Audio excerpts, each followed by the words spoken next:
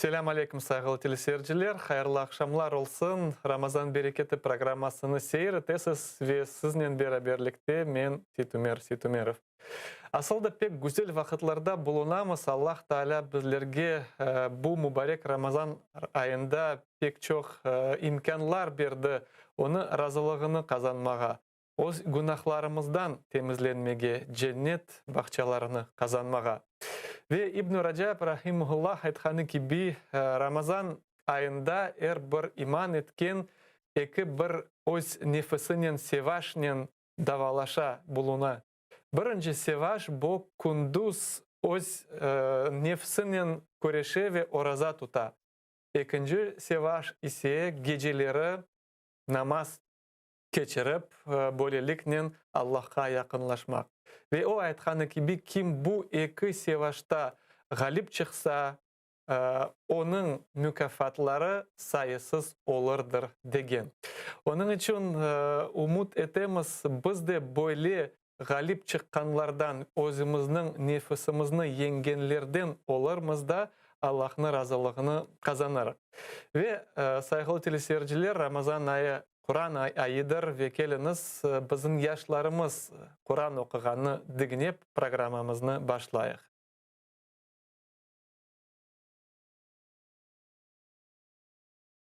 Selam aleyküm, benim adım Hadid. Ben 9 yaşındayım. Eski Hırım şehrinde yaşayım. Ben sizlerge Attin suresi okumağa isteyim. Auzu billahi mineşşeytanirracim. Bismillahirrahmanirrahim. Vattini ve zeytun ve turi sinin ve hazel beledil emin. لقد خلقنا الإنسان في أحسن تقويم ثم رددناه أسفل سافلين إلا الذين آمنوا وعملوا الصالحات فلهم أجر غير ممنون فما يكذبك بعد بالدين أليس الله بأحكم الحاكمين صدق الله العظيم. Ramazan ayı cümlemizge hayırlı olsun.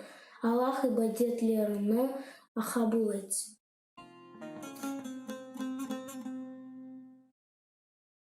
İşte programımızı devam etemiz. Çok sağ olsun yaşlarımız iştirak edip bu programlarımızı yaraştırmağa tırışalar ve şimdi biz Kiev'den Polonya'ya uçup ketip andaki Müslümanlar nasıl Ramazan ayını geçirgenini bilmege tırışacağımız ve bizden canlı bağda Tatarska Camisinin imamı Varşava şehri İhsan Karağaç. Selam aleyküm İhsan Hoca. Selam ve rahmetullah. Hayırlı akşamlar olsun. Sağ olun. Sizge de şahit olsun inşallah. İhsan Hoca, mübarek Ramazan ayında bulunamız. Umumen Polonya'da, Varşava'da Ramazan muhiti geldi mi? Duygularınız nasıl? Başta hepinizge selam aytaman. Selamun aleyküm ve rahmetullahi ve berekatuhu. Aleykümselam. Polonya'nın Varşava şehrinde ben bunda Tatarska camisinde aynı zamanda Müslümanların kılabbişi olğan yerde ben Müslüman mezarlığı var bunda. Bu sene ve ötken sene bildiğiniz gibi bu koronavirüs ile bağlı olarak kıynalamız, cemaat yok. Şu anda bunda camilerimiz yapık. Maalesef camilerimize teravih namazını geçiremeyiz. Hep beraber toplu iftarlarımızı yapamayız. Bu ister istemez yüreğimizi biraz kıynalar. Fakat bu Oraza ayı olğanı için her vakit rahmet ayı. Rahmet ayı bizge rahmettir. Bu gelgeni için kıvanamız. Lakin cemaati olmadığı için de bu defa yüreğimizde bir hüzün var. İster istemez piçal var yüreğimizde. İhsan Hoca, aslında bu karantin şaraitlerine bakmasan da, bakmayıp da nasıl edebiliriz ki bu Ramazan ayını en güzel şekilde geçirmeye? Bazıları aytalar bu belki de yıllar devamında biz böyle camilerge katnap cemaatin birlikte olarak işte horantalarımızga dikkat az bereydik. Endi ana ikinci yıl devamında bizim imkaniyetimiz var horantalarımızga da dikkatli olmak ve onlarla vakit geçirmeye. Evet, evet. Bu konuda benim geçen sene bir dostum var idi. İstanbul'da yaşayan. Onların balaban restoranları var idi. Bana aitti o'tgan sene için. Allah'a şükür ben birinci defa ben xorantamla, balalarımla Kur'an okup doyup kaldım elhamdülillah dedi. Hı Bir hı. taraftan belki yaman görüner, lakin baktığımız vakit inşallah xorantamızga vakit ayırmak, onlarla Kur'an okumak, Hı hı. onlarını daha fazla babalarıyla, analarıyla daha tanış olmağa ve onları yaxşı tanımağa için bizim için bir fırsattır bu. Ben bellasam. Hı hı. Aslında Değerlendirmek gerek. siz şimdi bulgan yerde Varşava'da imamlık yapan camинizin adı Tatarska. Bu neden bağlı Evet. İhsan Hoca? Bu demek anda bir vakitleri Tatarlar yaşagan ekenim. Bir vakitlerde Tatarlar yaşayan ve halen Tatarlar yaşaymında elhamdülillah. Bunda bundan 550-600 yıl evvelinde Kırım Tatar halkından askerler gelip bunda Polonya'ya yardım etkenler cenk Hı vaktında. hı. Sonra onlar bunda kaldılar. Bunlarla bir oldular. Polonya halkıyla bir oldular. Artık bunda yaşaylar. Polonya halkı da onları sever. Ve bizim şu anda bağlı bulunduğumuz müftü özü de Tatar Hı halkından. hı. Özü de Ahmet Thomas Mickiewicz adında. Hı hı. Özü de bunda Tatar halkından, yani onlar da Tatarlar. Elhamdülillah. Yani bunda yine onların varlığı az da olsa var. Hı hı. Onun için bunda Müslüman mezarlığı var. Kırım Tatarları olsun, diğer Müslümanlar olsun. Bunda o mezarlıkta kömürgen olan çok Müslümanlar var. Hı hı. Umumen öyle bakanda Polonya'da Varşava merkezinde Müslüman çok ama böyle baksan Avrupa devletlerinde Büyük Britanya, Fransa olsun, Almanya'da Müslümanlar pek çok. Aslında Polonya hakkında doğrusundan malumatım hiç yok. Müslümanlar var mı yok mu da asıl? No, elhamdülillah. Müslümanlar var bunda. Var. Lakin diğer Almanya'ya bakanda, Fransa'ya bakanda, İtalya'ya bakanda az. Lakin bunda Türkler, Özbekler, az da olsa Kırım Tatarlar, son Kırgızlar, Azerbaycan halkından olan Müslümanlar var. Hı hı. Bunda Varşova'nın özünde 5 tane cami var. 5-6 tane, hatta 6 tane cami var çalışkan. Bunlarda namaz kılına elhamdülillah. Müslümanlar buralara giderler, namazlarını kılarlar. Hı hı. Var, lakin diğer Avrupa devletlerine bakanda az. Hı hı. İhsan Hoca, endi keliniz Ramazan ayının böyle kıymetini anlamak için sizinle sohbetleşmek isterim. Aslında yazıklar olsun ki böyle insanlar var ki Ramazan ayı geçe işte baksan oraza da işte ama böyle umumen bakanda yaşayışı değişilmiyor. Bir yazıklar olsun ki belki de hepimizin böyle kusurlarımız vardır. Böyle terenin Ramazan ayının kıymetini anlamak için bizlerge neler aytar ediniz? Ya Ramazan ayı, hani Kur'an'da Allahu Teala'nın Bakara suresinin 183. ayetinde buyurduğu gibi Estaizu billah. Ya eyyühellezine amenu kutibe aleykumus siyamu kema kutibe alellezine min kablikum leallekum tettekun. Ey iman etkenler, Allah'a inanan insanlar, sizin üzerinize oraza farz kılındığı gibi eski ümmetlerin üzerinde de farz idi. Bundan umulur ki siz korunursunuz. Yani günahlardan uzaklaşırsınız. Peygamberimiz sallallahu aleyhi ve sellem'in ayetleri gibi. Oraza ayı geldiği vakit şeytanlar baylana. Kimin şeytanı bayrağına? Orazayla kendisini hemhal eden, orazanı tutan, Kur'an okuyan ve bu Kur'an ayı bilirsiniz. Hı hı. Bu Kur'an ayında bize gelen bir fırsattır. Başka vakitlerde okuduğumuz vakit bir arif Kur'an okumak 10 sevap ise bu oraza vaktinde 1000 sevap inşallah. Bir de bu gecede bir Kadir gecesi olacak ki o Kadir gecesinde bir arif 30.000 sevap olacak. Ve bunun devamında 83 sene ömür yaşayan bir insanın kazanacağı bütün sevaplarını bir gecede kazanmamız mümkün. Böyle bereketi çok olan bir ayını boş geçirmek Müslümanlara yakışmaz. Hiç olmazsa Kur'an okumak, bir günde minimum bir cüz veya bunu yapıp olamayanlar, mesela aytalar işim var veya Kur'an okumasını bilmeyeyim ben diyenlere de şu anda telefonlarımız var, herkeste internet var. Açsınlar Kur'an'ını, cüzünü koysunlar, onu dinlesinler. Müzika dinlemek yerine onu dinlesinler. Hı hı. Bu da inşallah ki bir sevap olur. Hı hı. İhsan Hoca, aslında Ramazan ayı bu bizge bir ocak gibi, bir aslında medrese gibidir. Aslında bu ay bizge nasıl dersler vermekte, nasıl hakikatlar özümüz için anlamak gerekmez bu ay devamında. Evet, özellikle bu ay devamında anlamamız gereken en yaxşı şey, bizim için bir mektep açıldı. Birinci zvanok çalındı, birinci gün mesela gündüzlerini oraza tutamız, gecelerini ise kalkıp bunun için teravih namazlarını yapamız ve Allah öyle bir bize hediye, öyle bir padarak verir ki ağzımızı yapkan vakitten ağzımızı açkan vakitcacık hep sevap kazanamız. Hep sevap kazanamız. Yani öyle bir önümüzde bir nimet var. O nimeti değerlendirmek gerek. O kazandığımız bu sevaplarını mutlaka özümüz Peygamberimiz sallallahu aleyhi ve sellem aytkanı bir hadis-i şerif var. Bir gün oraza vaktinde Ramazan ayında tutan bir gün orazanın yerine tutmazsa bir kişi daha son bir yıl tutsa onun sevabına erişip olamaz. Bu kadar sevabı çok olan bir vakitte bu mektepke girdik, bu mektepten bir şey öğrenmeden çıkmak olmaz.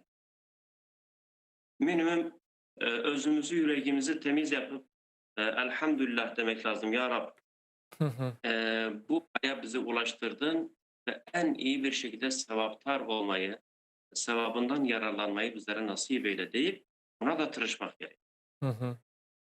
İhsan Hoca, siz yıllar devamında Kırım'da, yani Bahçesaray şehrinde imamlık yaptınız. Aslında o yıllarını nasıl hatırlaysınız ve neler aklınızda kaldı Kırım'la bağlı? Evet, Kırım hani yüreğimize bir yara diyemiz. Biraz öyle oldu.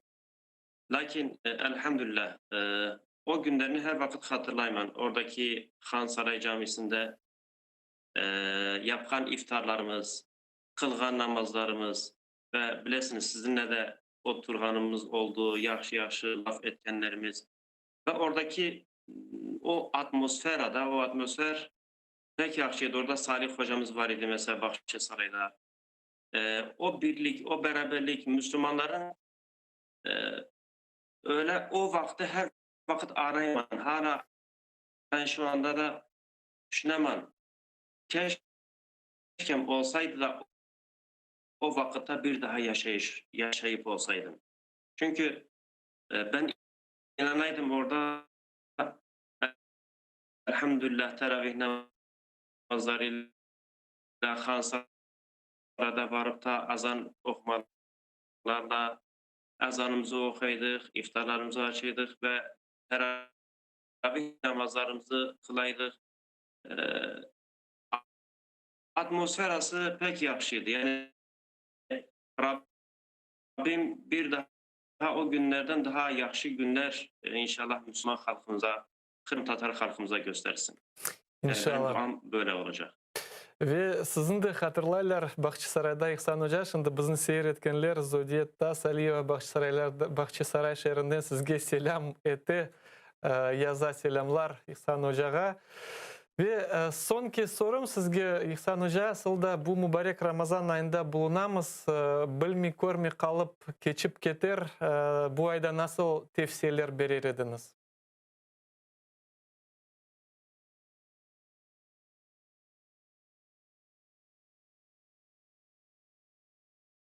Alo, eşitmeyik sizni İhsan Hoca.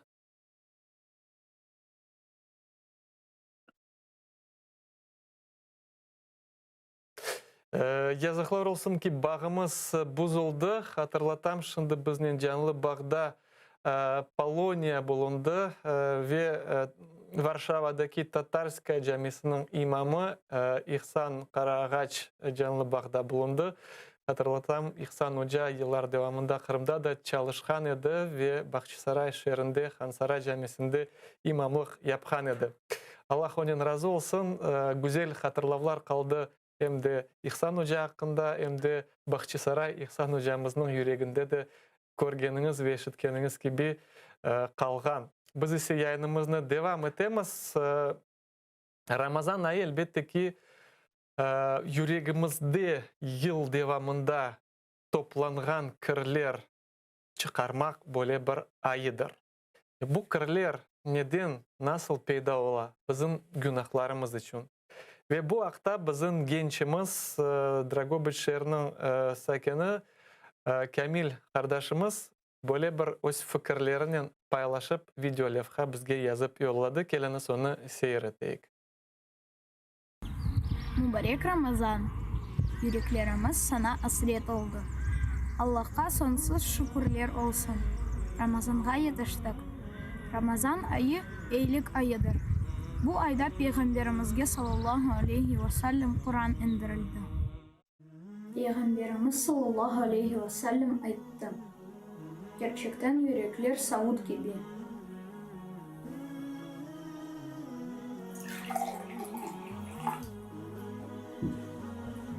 Eğer insan bir günah yapsa, onun yüreğinde bir kara nokta peyda olur.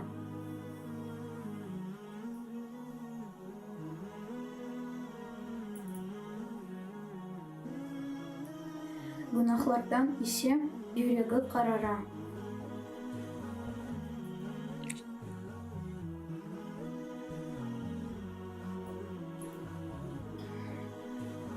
Bir günah yapsan, ardından iyilik yap. O günahını siler.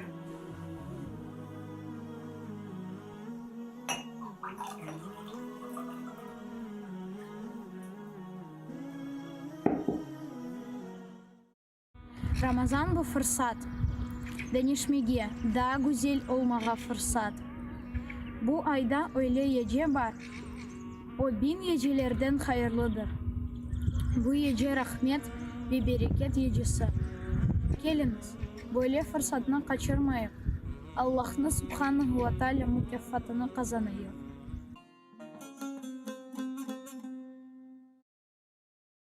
Saygılı teleseyirciler, çok sağ olsun Kamil kardeşimiz.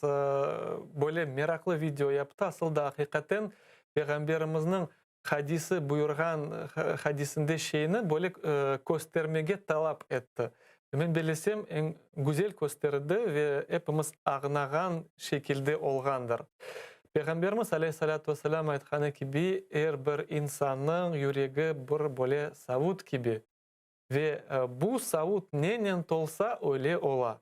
Ve temiz yürekler bile yıl devamında çeşit türlü günahlar yapıp, çeşit türlü kusurlar etip kirlenip başlar ve kardeşimiz bu temiz suyunu böyle boyalagan gibi bu günahlar, bu kara böyle tamçılar hadiste geçken gibi ayıttı. Ve nasıl onlarını ağartmak, nasıl onlarını beyazlaştırmak bilemiz. Bu Peygamberimiz aleyhissalatu vesselam aytkanı gibi güzel ameller yapıp. Demek biz bir yaramaylık yapsak, demek onun bizni, yüreğimizni, bu savutni kirnen toldursak, nasıl onu yanartabilemiz? o savutunu daha da güzel şeylerinin doldurmaktır. Allah Teala cümlemizni güzel ameller yapkanlarından eylesin. Ve unutmayık ki bu Ramazan ayı ve güzel şeyler yapmak daha da yengildir. Ne için? Çünkü Peygamberimiz başka hadiste aytkanı gibi Ramazan ayı kelgende ne ola? Cennet kapıları açıla. Cennet kapıları ise aksine yapıla ve şeytanlar zincirlana. Ve hadislerini anlatkan alimler bizge bildirgeni gibi bu üç şey bizge imkan beri güzel amellerini daha da çok yapmağa ve uzaklaşmağa. Demek cennet kapıları açık, çağıra. Ey insanlar, yapın güzel şeyler. Cennet kapıları yapık. Demek aram şeylerden uzaklaştırmak bizge imkan ola. Ve şeytanlar da zincirlarda ve bizge öz vesveselerinin Allah'ını doğru yolundan bizni urup sapıp olamalar.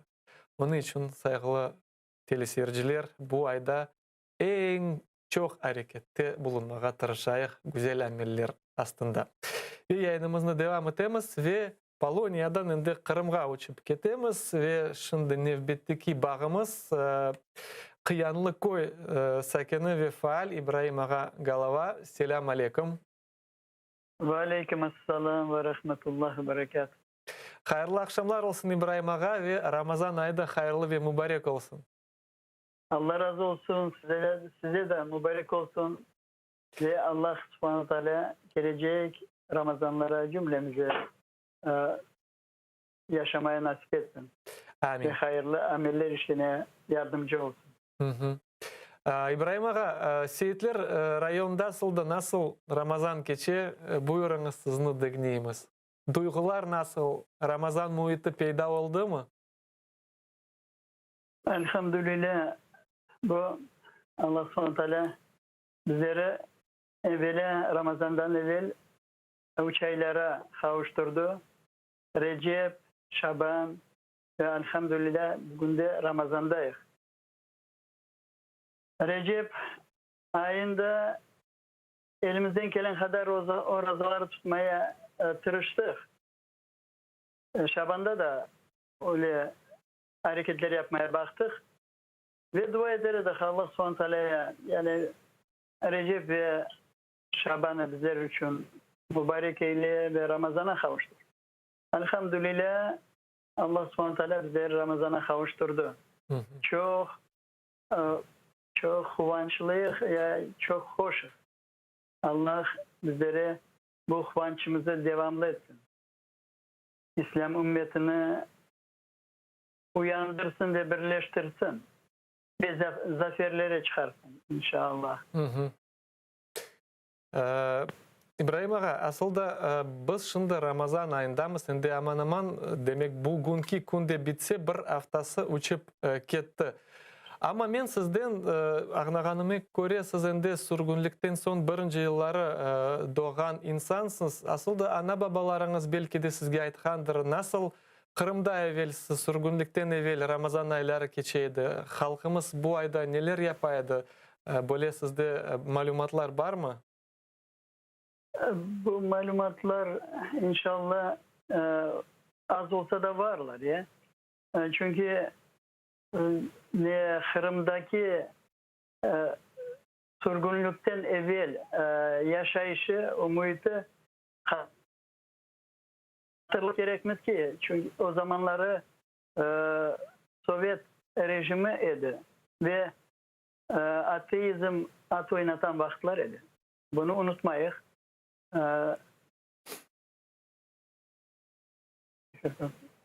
Buyurun dinleyimiz sizni. Dinleyiniz siz görmenize. Tabii, eşitemiz. Son o zamanları orzaları tutmak yasak ettirdiler. İnsanlar, evet Müslümanlar orazasız kalmalar, onu gizli olsa da tutar ediler ve hatırlayın böyle şeyler olur idi. Mektep çağındaki balalar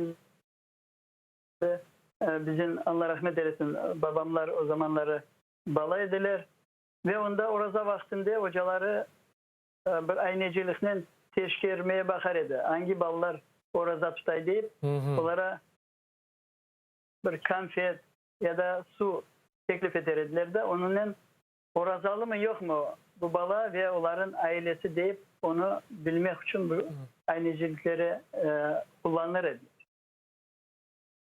Ama insanlar evet duyguları büyük edi. Müslümanlık havi edi. Lakin ondan evvel daha bir şeyleri unutmamak gerekmez. İşgalden son 1783 senesinden son bize İslam'ı çok zayıflatmaya tırıştı bu işgalci devlet. Özüne layık müftileri, mollaları halkın içine aşladı. Ve bilgili adamları yok etti, sürgün etti, attılar, kapadılar ya. Böyle zulümler yapan ediler. Kitapları yok ettiler. Yani bilgiden mahrum etmeye baktılar o zamanları Müslümanlara. Ve bugünkü vaziyetimize çok benziyor. Analogi yapmak mümkün ya. O zamanın bugünkü vaziyeti. Bizde de şimdiki muhit de ona benziyor. Allah yardımcı olsun. Lakin ne diyecek olayım? Bizim ecdatlarımız, hartlarımız, Allah onlardan razı olsun. O kadar ağırlıklardan geçtiler, o kadar kıyın vaziyetlerde yaşadılar. Lakin bize balalarına, torunlarına Müslüman olduğumuzu unutturmadılar. En mühim, en büyük, en mukaddes şey onların yapan vazifeleri bu idi. Bu Müslümanlığı biz unutmaganımızın sebebinden milletimize saklanıp kaldı. Elhamdülillah.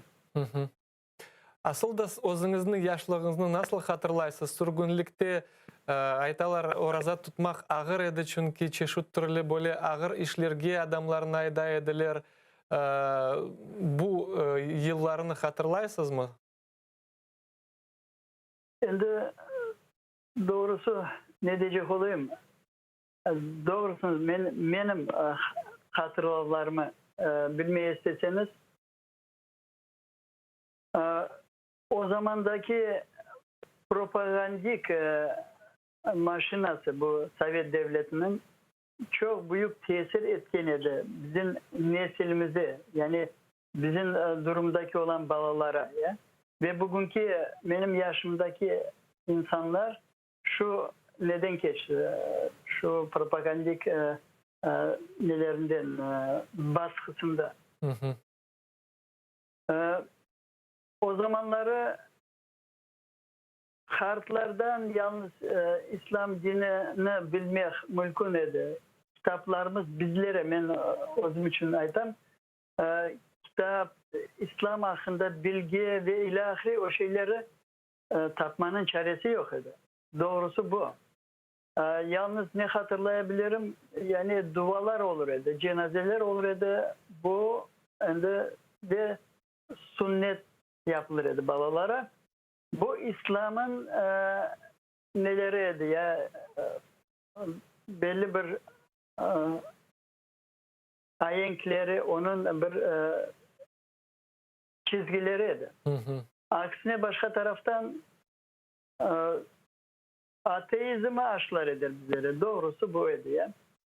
Ve endi misal men institutda okuyan vakitte o duruma endi aklıma hatırlayayım ki onda bir ders var idi. Ateizm deyen ders. Yani öyle bir fen verir. Ondan şu ateizm degeni nedir? Dinsizlik degeni ya. Dine karşı degeni. Ondan İslam dini ve Kur'an'da ne yazılmış olganlarını ya ondan bilgi almaya bakar idi. Onlar yazardır, böyle ayet böyle deyip onu tenkit eder. Başka türlü yani yoka çıkarmaya bakar eder. Hemen aksine ondan informasyon almaya bakar eder. Ya. Nedir Kur'an?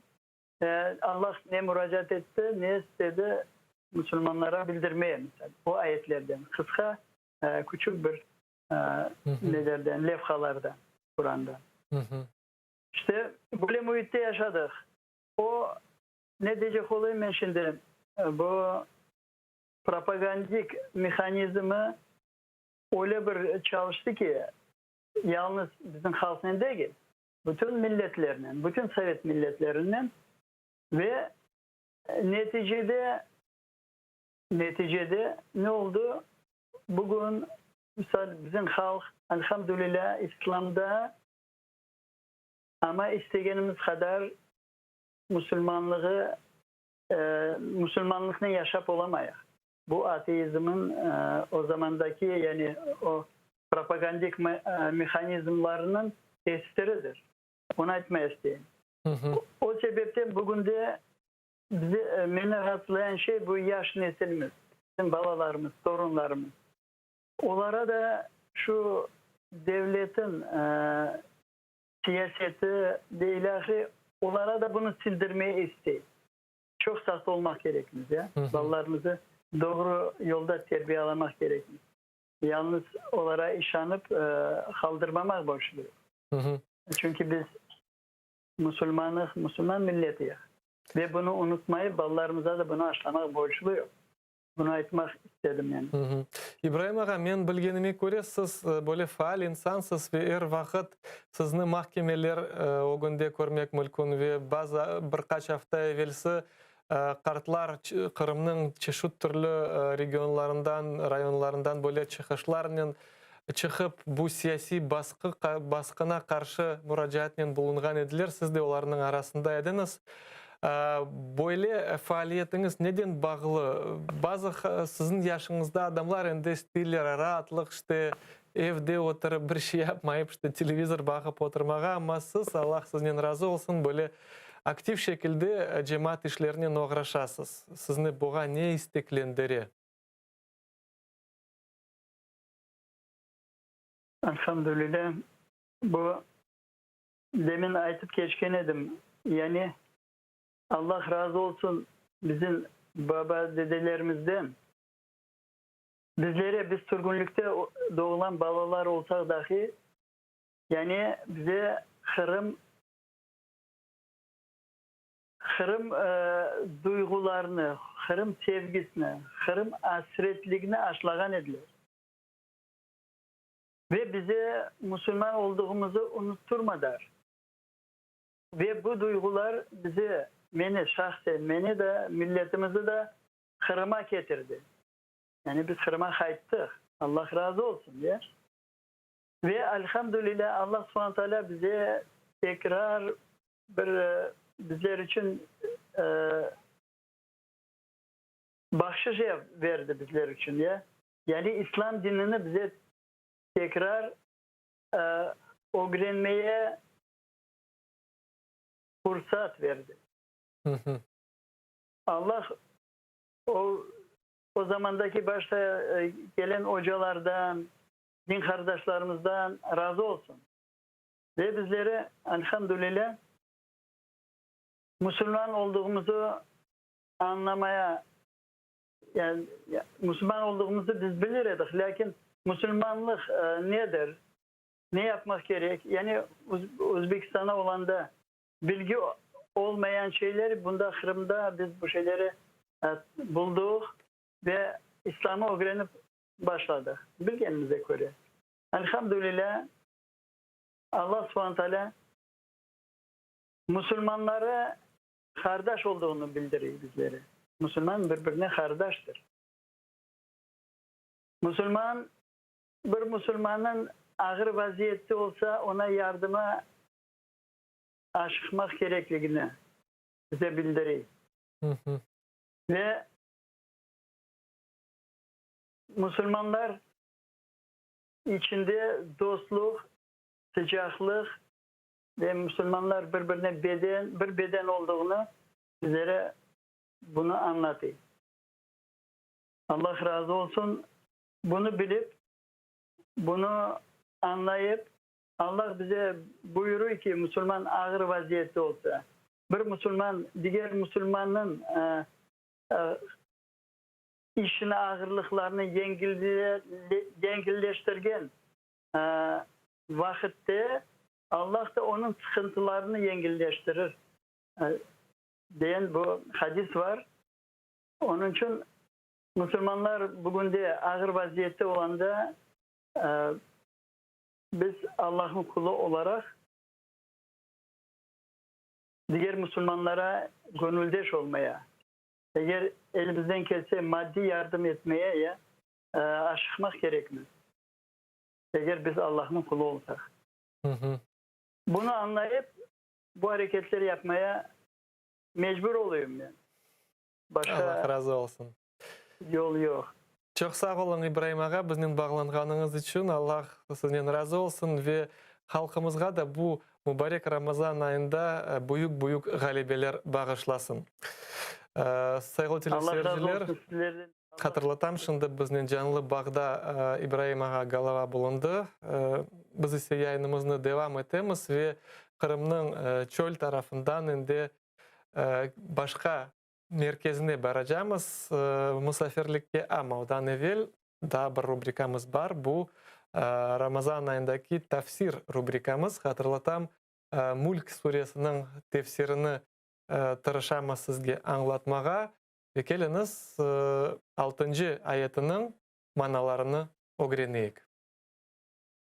Ramazan Bereketi programmasına hoş geldiniz ve bu Ramazan programmasında inşallah Mulk Tebareke suresinin devamını geçecekmiz inşallah ve bu gündeki tefsirimiz 5. 6. ayetleri hakkında olacaktır. Allah Subhanahu ve Teala bu ayetlerinde şöyle buyurmakta: Estaizu billahi mineşşeytanirracim. Bismillahirrahmanirrahim. Ve lekad zeyyennes semâ'ed-dünya bimasâbiha ve cealnâhâ rucûmen lişşeyâtin ve a'tednâ lehum azâbes-sa'îr ve lillezîne keferû bi rabbihim azâbu cehennem ve bi'sel masîr. Sadakallahul azim. Allah Subhanahu ve Teala şöyle buyurmakta: Ayta ki men dünyadaki olgan en yakın koklarını mesabihlerinin yani kandillerinin, çıraklarının süslendirdim, donattım. Yani bizlerge bunda bir hikmetler vardır. Ne için Allah Teala kok yüzlerindeki olgan yıldızlarını bizlerge kandil olarak yarattı? Bir düşüneyik beraber. Allah Teala bu yıldızlarda bizim için çok faydalar vardır. Eğer bizler bu yıldızlar olmasaydı biz geceleri pek yolları görmez idik. Yani bu yollardan maksat aslında eski vakitlerde insanlar bir yolga çıkanları vakit Allah Teala onlara kapkaranlık olmasın deyip aydınlık yarattı. Hem de yollarını kaybetmemek için, yollarını joyetmemek için Allah Teala bu yıldızlar vasıtasıyla, yardımıyla biz yollarını bilemiz. Kayırga gitmek için bu yıldızlar bizlerge yollar gösterir. Aslında Allah Teala bu ayette bizlerge şunu anlatmak istiyor. Ben bu yıldızlarını sizin için bir fayda olarak yarattım, faydalı olarak yarattım. Lakin eğer sizler benim bu hikmetli olan şeylerge kulak asmasanız, benim buyruklarımızı, emirlerini yerine getirmez iseniz, Allah Teala'dan mecaz olarak ayta ki rucuman lişşeyatin, Allah Teala bu yıldızlardan bir alev olarak, bir şihab olarak şeytanların taşlay, yani taşla taşlay demek istiyor. Yani bundaki maksat ateşten olgan bir taştır. Yani bundaki maksat biz bu hikmetli olan şeylerden bir ibret çıkarmak gerekmez. Eğer bizler bu dünyada bizlerge Allah Teala faydalı şeyler bergen idi. Eğer biz nankörlük etsek, Allah'a layık bir şekilde kul olmasak, şükür etmesek, inkarcı olsak, Allah Teala bizlerge bu dünyada azap vermeye muktedirdir, yani gücü yeterdir deyip. Onun için Allah Teala'ya şükürdar olmak gerekmez. Allah Teala'ya bu dünyadaki olgan, yaratkan şeylerden aslında bizler onun varlığını bilmek gerekmiz. Oğa layık bir kul olmak gerekmiz. Ve Allah Teala bizlerini her vakit, her daimda ayetlerinde öz varlığını ispatlay. Bizim akıllarımızı, fikirlerimizi, bu dünyanı kim yarattı? Ve her şeyimdeki olan şeyler, etrafımızda olan şeyler aslında insan için bir fayda vardır. Ve Allah Teala mında gösteriyor ki bu şeytanlarını ben hep dünyada azap vereceğim. Ne için? Çünkü onlar Allah'ın varlığını bilip oğa inkar ettiler. Onu inkar ettiler. Oğa karşı çıktılar. Ve Allah Teala ayetteki devamında bu ayetinde ve a'tadna lehum azabes sa'ir ve onlar için alevli azap hazırladık. Yani hem bu dünyada hem de ahirette bu şeytanlar için, Allah'a karşı olanlar için gelecekte de azap vardır. Allah Teala bizlerge bunda misal getiriyor. Ve misali 2. ayetinde yani 6. ayetinde hem de bizim için gösterilir insanlar için. وَالَّذ۪ينَ كَفَرُوا بِرَبِّهِمْ O insanlar ki öz Rabbine karşı çıktılar. Yani keferu Allah'ını inkar ettiler. Onlar için azabu cehennem vardır. Yani bu insanlar, o inkarcılar vardır ki Allah Teala onlara bir azap hazırladı. Ve bi'sel masir. Ve bu mesir olan yer yani varacak olan yer ne kadar yamandır, ne kadar kötüdür, yaramaydır. Allah Teala bizlerge bir nasihat vermektedir. Eğer siz bu dünyada gelip kayırga varacağınızı bilip de kaydan geleceğinizi de bilip ama gene de Allah'a karşı çıksanız Allah-u Teala bu insanlara cehennem azabını hazırladı ve bizler için bunda bir mesaj vardır. Eğer bizler öz Rabbimizge karşı layık bir kul olsak Allah Teala bizlerge gelecekte cennet verecektir. Allah'a razı bir kullarından olacağımız. Lakin eğer biz bu dünyada yarama şeyler yapıp Allah'ın bizge bergen olan tabiatımıza karşı bizim bu fıtratımıza karşı hareket etsek ve o aklımıza göre hareket etsek Allah Teala bizge gazaplı olacak ve cehennem azabına getirecektir bizlerini. Onun için bu ayetler pek mühimdir. Bizim hayatımızı değiştirecek ayetlerindendir. Ve bizler Allah Teala'nın kim olduğunu bilip ona layık bir kul olmaya tırışacağız inşallah. Vesselamu aleyküm ve rahmetullahi teala ve berekatuhu.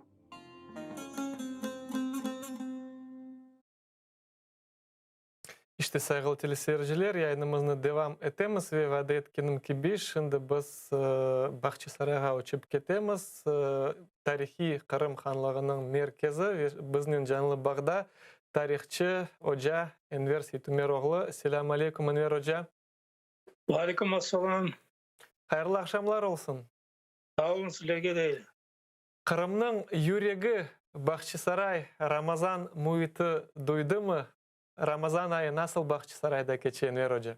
Elhamdülillah sizlerge de hayırlı olsun. Karimizge göre kitemiz. Sizlerge de Allah-u Teala sonuna acık bağıp gitmeye nasip etsin diyelim Allah'a. Amin cümlemizge. Cümlemizge. Enver Hoca, sizinle bugün bağlanğan sebebimiz elbette bir taraftan Ramazan ayı hepimiz kıvanamız. Hepimiz için böyle kıvançlı günler ama bu kıvanç arasında bir acılık da var ve bugün 19 April 1783 senesi yazıklar olsun ki bizim ecdadlarımızın büyük devleti Kırım Hanlığı yok edildi ve Yekaterina II bütün Kırım Hanlığı'nın topraklarını zapt edip, işgal edip Rusya'ya koştu. Aynı demek bugün bu hadisenin yıllığı. Endi bular hepsi nasıl oldu da böyle büyük devlet nasıl sebepler için öyle alga geldi de neticede yok olup gitti. Önceden elbette 19. April bu halkımız için facialı bir gündür. Çünkü Kırım Tatar halkı, Müslümanlar, Kırım Müslümanları özünü, devletçiliğini yok ettiler. Yani coydular. Ve altın devrini yerine kara devir kaplap aldı. Halkımızı, yurtumuzunu. Birinciden her şey Allah'ın elinde. Bu devletçilik soy sebepleri var. Joygan sebebi Müslümanlar ne kadar uzaklaşsa özün dinden, Allah'ın kitabından ve Peygamberin sünnetinden o kadar da Allah-u Teala onlara sınav ve neticede olacak şey ola Allah'ın emriyle. Asıl Enver Hoca, Kırım Hanlığı zapt etilgenden son, devlet yok olgandan son, Kırımga Ruslar keldiler. Asıl da olar halkımızga ne getirdi? Halkımız olardan neler gördü o vakitları? Birinciden aytacağım,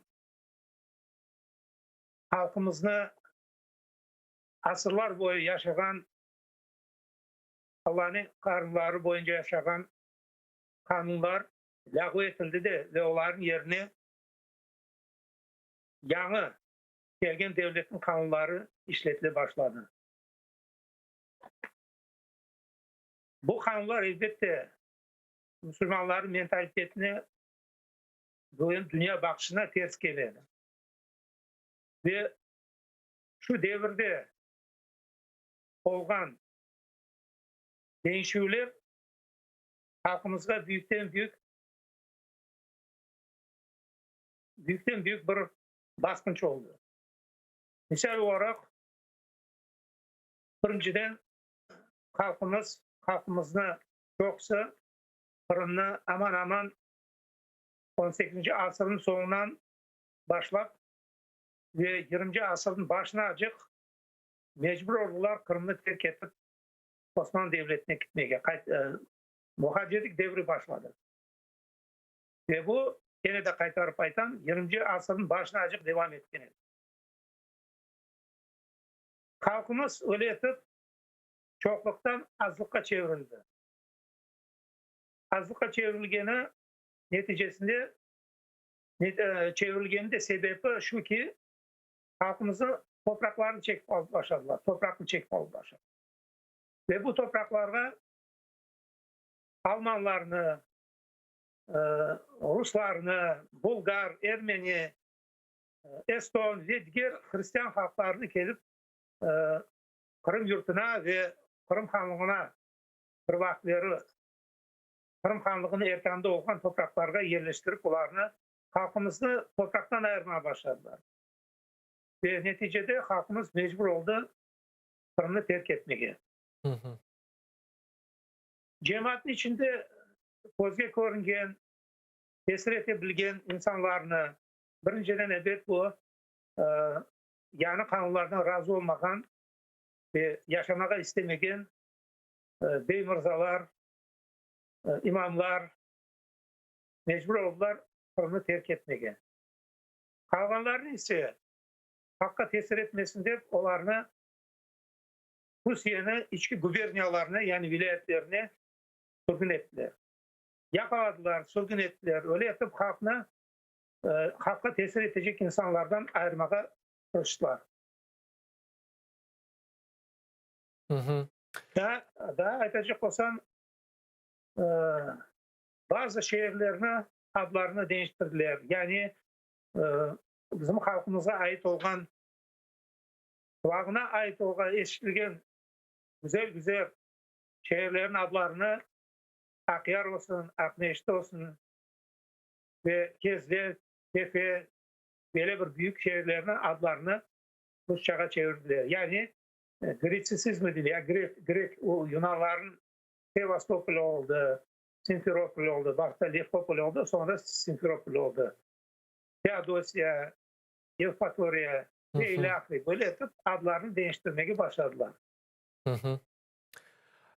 Ve aytalar ki tarih tekrarlana ve yazıklar olsun ki halkımız 2014 senesini korudu ve Kırım Kennedy ikinci kere işgal tübünde kaldı ve asıl da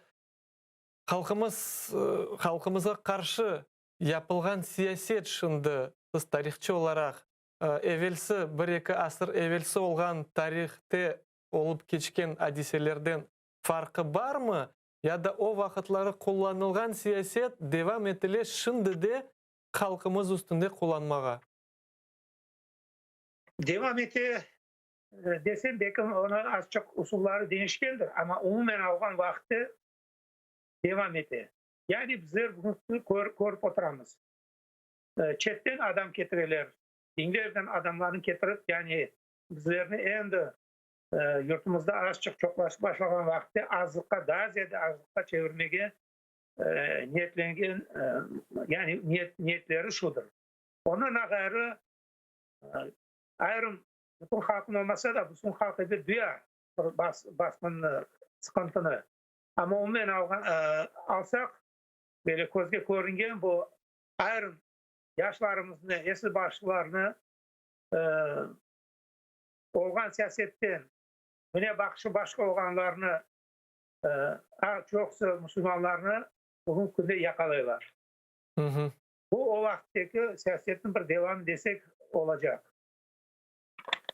Hı. Daha ne aynı toprak meselesi deyik. Adlarını pek böyle duyulmasa da ayrım toponimlerini değiştirirlerken de. Daha ondan gayrı halkımızda azlıkla çevirmeye çalışıyorlar. Yani bunu açıktan açık aytalar. Bizlerini diaspora etip koydular. Hı. Siyaset aman değişmedi desek olacak. Bu devam eder bugün. Halkımız bir sıkıntıda. Hı.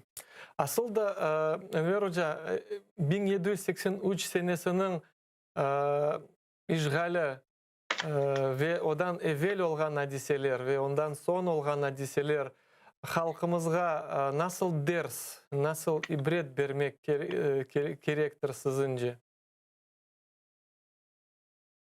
Endi 200 yıl evvelsi, 240-200 yıl evvelsi diyeceğimiz olgan vakiyalar halkımızda bir çizgini peyda etti. Yani halkımızda bir çizgi peyda oldu. Bu da halkımız verilgen vadelerge Katerina'dan başlayıp vadelerge inanmayı. Çünkü çizgisi böyledir ki halkımız karışmadı yabancılarga. Kırım Tatarı, Kırım Müslüman olarak kaldı ve bugünkü günde bu çizgileri ona bugünkü günde bir şeyge Allah'tan gayrı, özünün gücüne gayrı bir şeyge başka şeyge inanmayı. Böyle bir çizgi peyda oldu. То есть выработался определенный иммунитет защиты. Rusça айтқан vakti тот менталитет, который был, yani dünya bakışı o saklanıp kalmakta. Evet değişimler ola. O halkımızda böyle bir çizgi var.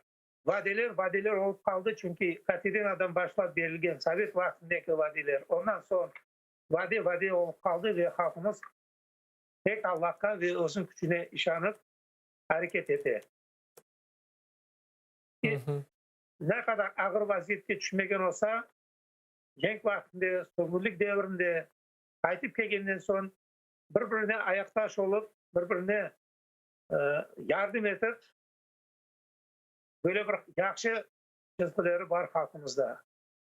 Halkımız ileri kitebile kırını gülletmesi mümkün fakat ona ayak çalmasına. İşkör, cesur, Allah'a inanan halkımız var. Ve bu mübarek Ramazan ayı içerisinde bulunamaz Enver Hoca. Ramazan ayı mutlaka böyle umut ayıdır. Umutlarınızı bu ayda neden bağlaysınız? Nege umut etesiniz? İnşallah her bir sıkıntının ardından bir bolluk gelir. Bu da Allah'tandır inşallah. Bu sınav dünyası için bizler hepimiz umutumuzu kaldırmayız. Çünkü Rabbimiz aytkanını ol dese ola, olma dese olmaz. Müslüman olarak buna inanamız. Yürekten, gönlümüz kantaga ağlanmayız. Böyle halkımız var.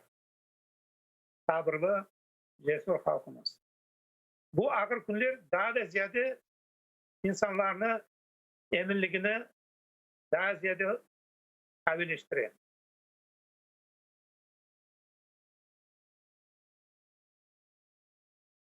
Alo. Evet, işte. İşte, hayır. Çok sağ olun. Enver Hoca bizden bağlanğanınız için. Allah sizden razı Allah razı olsun. olsun.